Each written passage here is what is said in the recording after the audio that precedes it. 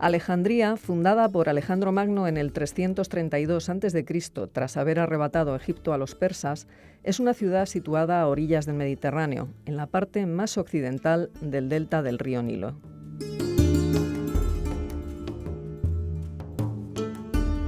Una ciudad construida en un lugar privilegiado y que se convirtió en un foco cultural de primera magnitud, aunque también tuvo sus zonas oscuras.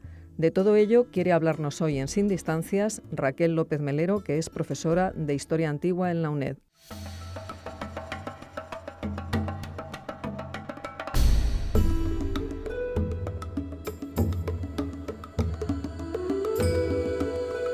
Alejandría, luces y sombras de una antigua capital de la cultura.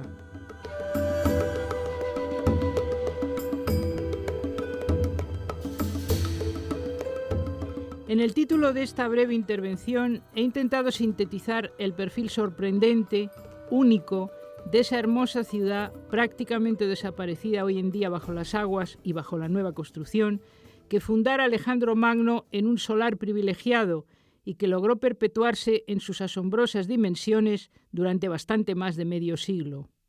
Incluso después de las transformaciones operadas primero por la erradicación de los cultos no cristianos, llevada a cabo por el emperador Teodosio el Grande a finales del siglo IV, y después por la conquista islámica, Alejandría no llegó a perder su hechizo, que ha transmitido a la ciudad moderna.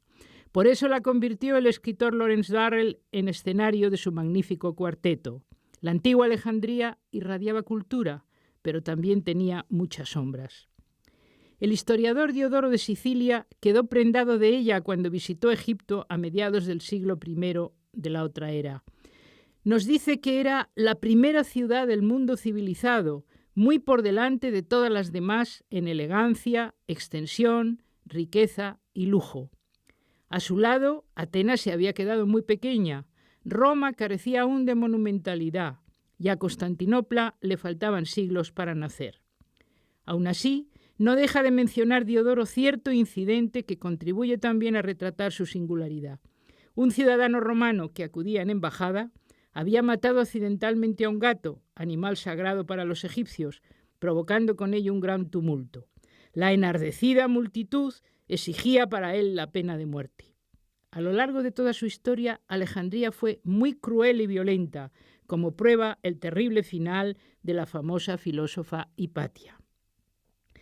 Pero ese caso nos introduce precisamente en el mayor de los logros de la bautizada como reina del Mediterráneo por un historiador moderno, el hecho de haberse convertido en el principal centro cultural de la antigüedad. Por iniciativa sobre todo del segundo de los reyes Ptolomeos, el engranaje formado por la Bibliotheke y el Museion favoreció el encuentro de las grandes culturas y de los cerebros de la época. Su magnetismo intelectual llevó hasta allí una generación tras otra a los mejores sabios, filósofos, poetas e inventores. Egipcios, judíos, babilonios, persas y romanos se fueron sumando a los propios griegos de Alejandría para lograr grandes avances en matemáticas, astronomía y astrología, alquimia, óptica, medicina y anatomía, gramática, geografía, filosofía y teología, es decir, el conjunto de toda la sabiduría del mundo antiguo.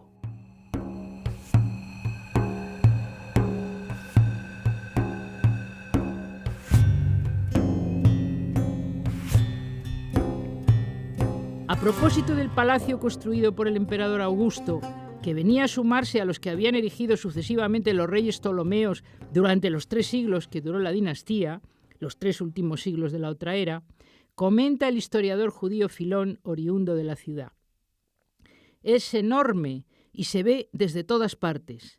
Está decorada a una escala sin comparación alguna, con dedicaciones de ofrendas, rodeado por un cinturón de pinturas y estatuas doradas y plateadas. Constituye un recinto de extraordinaria amplitud, embellecido con pórticos, bibliotecas, estancias, arboledas, pasarelas, paseos y patios, y decorado con todos los recursos más extravagantes. El conquistador romano, vencedor en Actium de Marco Antonio y Cleopatra VII, había pretendido sin duda quedar por encima de sus predecesores en pública ostentación de magnificencia, Pero era mucho lo que habían atesorado ya esos monarcas griegos implantados en Egipto como nuevos faraones, que aprovecharon la infraestructura socioeconómica ancestral del país y las posibilidades de comercio exterior de su época para erigirse en la potencia económica más fuerte del mundo helenístico. Alejandría se convirtió en un gran museo de arquitectura, pintura y escultura. El término museion tenía allí, sin embargo, su sentido primigenio de santuario de las musas, es decir, un lugar consagrado a todas las artes y ciencias representadas por ellas. Era una parte del área de los palacios destinada a alojamiento y distintas actividades docentes e investigadoras. En el siglo I de nuestra era, escribe el geógrafo Estrabón que tenía un paseo público, una exedra con asientos y una gran sala en la que se reúnen para comer los filólogoi, los estudiosos. Conocemos una de esas aulas, sacada a la luz por las excavaciones arqueológicas, con sus bancos corridos de piedra a distintos niveles y con su cátedra. Se trataba, por tanto, de una universidad en el sentido moderno, combinada con el moderno modelo institucional de alta investigación representado por nuestro Consejo Superior de Investigaciones Científicas. Nunca antes había existido un conjunto como ese y nunca ha vuelto a existir. Desde su creación por el segundo de los Ptolomeos, la biblioteca había seguido el objetivo de acumular cualquier obra escrita de cualquier género y procedencia. Otras bibliotecas de los tiempos modernos han reunido un mayor número de libros, como ocurre con la del Congreso en Washington o la Británica de Londres, que cuentan con casi todo lo publicado en los últimos 2 siglos. Pero no se puede decir que sean completas cuando sabemos que se ha perdido la mayor parte de cuanto fue escrito en los primeros milenios de la civilización occidental. Ese llegó a ser el contenido de la Biblioteca Alejandrina, del cual conservamos tal vez un 1%. Eclipsados por la mítica imagen de la Atenas de los filósofos y del debate político, y eclipsados también por la formidable civilización romana que nos sorprende con su arquitectura, su ejército y su derecho, a menudo olvidamos la trascendencia cultural de las amplias conquistas de Alejandro Magno que permitieron acrisolar culturas hasta entonces mínimamente interrelacionadas. En Alejandría se rendía culto a todo tipo de dioses. En Alejandría, judíos, paganos y cristianos mantenían debates teológicos influidos por el zoroastrismo de Persia y el budismo e hinduismo de la India. La filosofía neoplatónica, cuando menos, prosperó en Alejandría, si es que no se originó allí.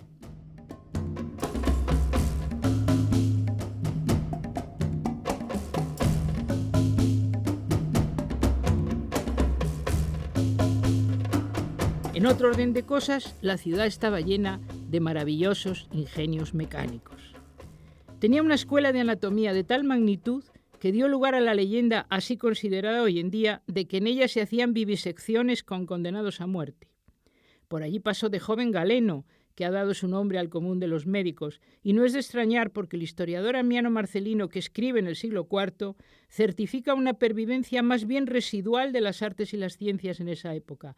Pero, añade, el estudio de la medicina, cuya ayuda se necesita mucho en esta vida nuestra que no es frugal ni sobria, crece más cada día, de tal manera que a quien desea acreditar su nivel en la profesión le basta con decir que la aprendió en Alejandría, sin necesidad de mostrar su experiencia. Y también hay que decir que en esa época relativamente decadente florecieron la gramática y la crítica textual hasta el punto de que Alejandrino acabó por funcionar como metonimia de la técnica editorial antigua.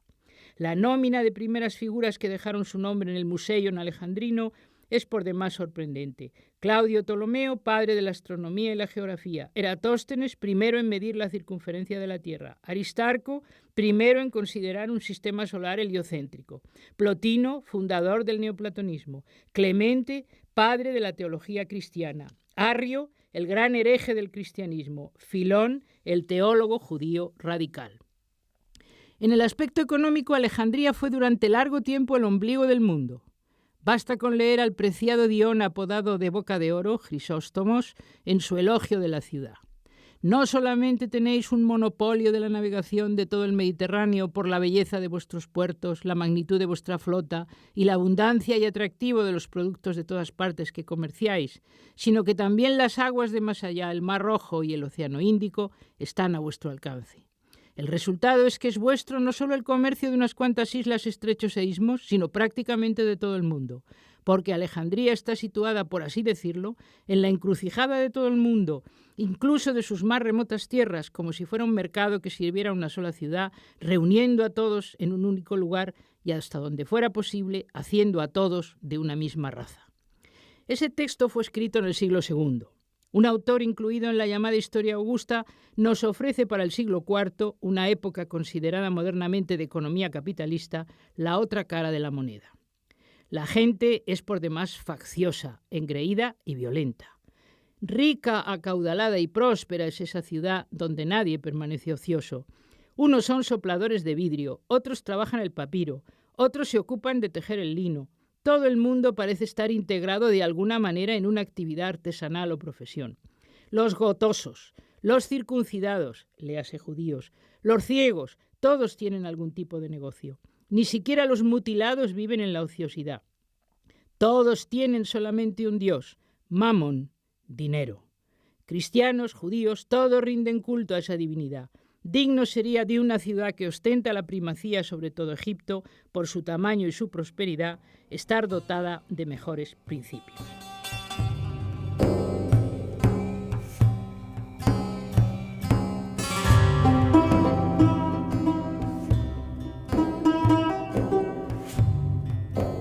Y es que la sociedad de Alejandría tenía unos problemas estructurales terribles. Los llamados alejandrinos eran todos ellos griegos y también eran los únicos que constituían el cuerpo de ciudadanos con todos los derechos y con la exclusividad de acudir al gymnasium, lugar de encuentro social por excelencia. En un rango inferior se encontraban los numerosos judíos afincados en las ciudades de la primera diáspora que ocupaban una determinada parte de ella.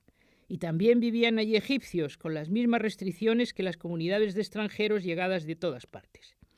Las tensiones entre los griegos y los judíos eran enormes, sobre todo en época romana, porque los griegos pretendían conservar sus privilegios frente al Estado central, mientras los judíos veían la ocasión de crecerse colaborando con él. Un testimonio, otra vez de Filón, nos introduce directamente en la sórdida crueldad alejandrina, protagonizada en este caso por los espectadores del hermoso teatro que en parte se nos ha conservado. El primer espectáculo, que duró desde la aurora hasta la hora tercera y cuarta, consistía en azotar a judíos, colgarlos, atarlos a la rueda, mutilarlos brutalmente e increparlos a gritos en su marcha mortal por la orquesta. Después de esa magnífica exhibición, llegaron danzantes, mimos, flautistas y todos los demás divertimentos que habían de competir en el teatro. Y ya por entonces llevaban los romanos allí varias décadas con su dominio. La paulatina expansión del cristianismo no hizo más que empeorar las cosas, porque los cristianos pertenecían a todos los niveles sociales y a todos los colectivos, con lo que llegaron a constituir una suerte de nueva gran comunidad, con el patriarca de Alejandría a la cabeza, que acabó por entrar en abierta rivalidad con el poder romano representado por el prefecto imperial. Incluso después de promulgados los edictos de Teodosio prohibiendo cualquier religión que no fuera el cristianismo de Pedro y ordenando la demolición de todos sus templos, pudo tener Hipatia en su escuela alumnos cristianos mezclados con los que no lo eran. Hasta que accedió a la sede patriarcal alejandrina el joven Cirilo, empeñado rabiosamente en sus rivalidades doctrinales con los otros patriarcas del imperio y dispuesto a utilizar su guardia personal de monjes extremadamente violentos para dejar bien sentado que era él y no el prefecto Orestes quien mandaba en Alejandría.